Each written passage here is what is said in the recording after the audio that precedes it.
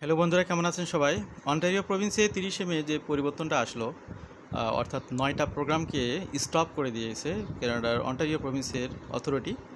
এরপরে তারা এই প্রোগ্রামগুলোকে নতুন করে সাজানোর একটা ঘোষণা দিয়েছিল। সেই প্রোগ্রামগুলোর সাজানোর বিষয়ে একটা নতুন আপডেট আমরা পেয়েছি। সেটা নিয়ে মূলত আজকের একদম শর্ট আলোচনা। কানাডা এবং কানাডার বাইরে যে যেখান থেকে শুনছেন সবাইকে আজকের এই সংক্ষিপ্ত আলোচনায় স্বাগত জানাচ্ছি।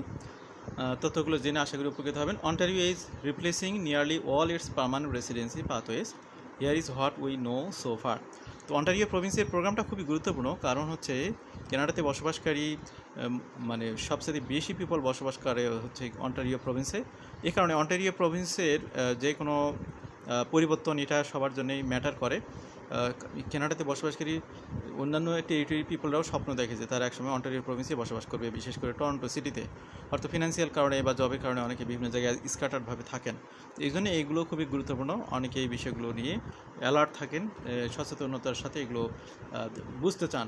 তো আপনারা জানেন যে 30শে মে 2026 কানাডা গভর্নমেন্ট আগের প্রোগ্রামগুলোকে ক্লোজ করে দিয়ে নতুন একটা পরিবর্তনের ঘোষণা দিয়েছিল, যেটা 30শে মে থেকেই ইফেক্ট হয়। তো এখানে কোন কোন স্ট্রিমে কী রকম আসবে পরিবর্তন, সেগুলো আরও খোলসা করে আসবে সামনে। তার আগে যতটুকু আমরা আভাস পেয়েছি সেটা আপনাদেরকে দেওয়ার জন্য আজকের এই শর্ট আলোচনাটি। Ontario has not published specific details for what comes next. However, the province shared detailed proposal for permanent streams more than 6 months ago. তো এটা অনেক আগেরই বিষয়, এটা অ্যাজাম্পশনের আকারে মূলত বিষয়গুলো তুলে ধরা হচ্ছে। প্রপোজ রিপ্লেসমেন্ট স্ট্রিম, এখানে এমপ্লয়ার জব অফার স্ট্রিমে টিআর 0 থেকে 3 এই ট্র্যাকের ব্যক্তিদেরকে সুযোগ দেওয়া হবে পিআরের জন্য। Employer job offer stream TR 4 to 5 track, আর একটা হচ্ছে প্রায়োরিটি হেলথ কেয়ার স্ট্রিম। এক্ষেত্রে আরও রয়েছে employer job offer, priority health care, তারপর হচ্ছে entrepreneur stream replaces closed entrepreneur category. আগে এন্টারপ্রেনার ক্যাটাগরি ছিল, সেটাকে ক্লোজ করে এখন এন্টারপ্রেনার স্ট্রিম চালু হচ্ছে। এরপর হচ্ছে এক্সেপশনাল ট্যালেন্ট স্ট্রিম। তো বিশেষ বিশেষ সেক্টরে যারা এক্সেপশনালি ওয়েল নলেজ বেস রাখেন তারা এখানে সুযোগ পাবেন। এই detailed above under the proposal the 3 previously operational employer job offer stream would merge into 1। এখানে হচ্ছে with 2 nomination track for high and low skill candidates.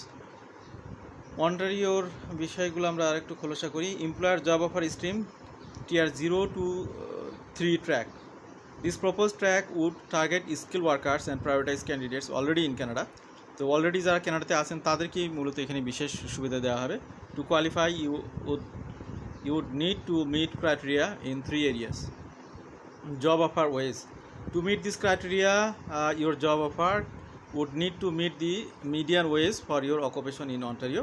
তো অন্টারিও প্রভিন্সে আপনি যে জব করবেন সেটা লো ওয়েজের হলে হবে না, মিডিয়ান ওয়েজের জব হতে হবে জব অফার ক্যাটাগরির জন্য। Recent graduates from eligible Ontario institution could qualify with a job offer at the low wedge level. এখানে স্টুডেন্টদের জন্য একটা ভালো সুযোগ বা একটা সুখবর, সেটা হলো যে স্টুডেন্টরা লো ওয়েজ লেভেলের জব হলেও তারা এখানে পিআরের সুযোগ পাবেন বা এলিজিবল হবেন। ওয়ার্ক এক্সপিরিয়েন্সের ক্ষেত্রে to meet the proposed work experience requirement you would need to meet one of the following: 6 months of Ontario work experience in your job offer occupation with the same employer. তারপরে হচ্ছে 2 years of experience in your job offer occupation with the past 5 years, a valid license in your occupation with good standing at the relevant regulatory body.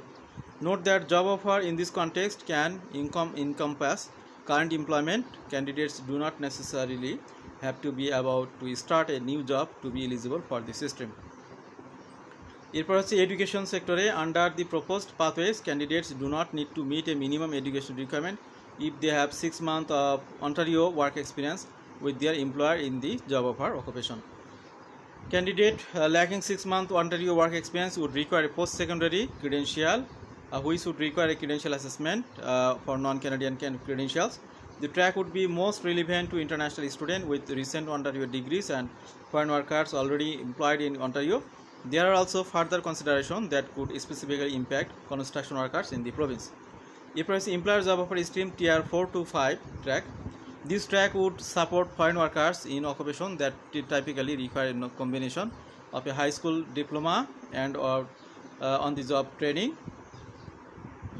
While tier 4 and 5 occupation would be eligible under the proposed criteria, selection would focus on occupations facing labor shortages through targeted draws. To be eligible, you would need to meet minimum language requirement. and have at least 9 months of work experience in your job or occupation with the same Ontario employer. তো আজকের আলোচনাটি আমরা একদমই সংক্ষিপ্ত আকারেই শেষ করলাম। এখানে আরও যখন নতুন আপডেট আমরা পাবো তখন আপনাদেরকে আমরা দিব। জাস্ট কিছু হিন্টস আপনারা আজকে শর্ট আলোচনা আপনাদেরকে দেওয়ার চেষ্টা করেছি। আমাদের সাথে থাকার জন্য আবারও ধন্যবাদ। ভালো থাকবেন সবাই। আল্লাহ হাফেজ। আসসালামু আলাইকুম।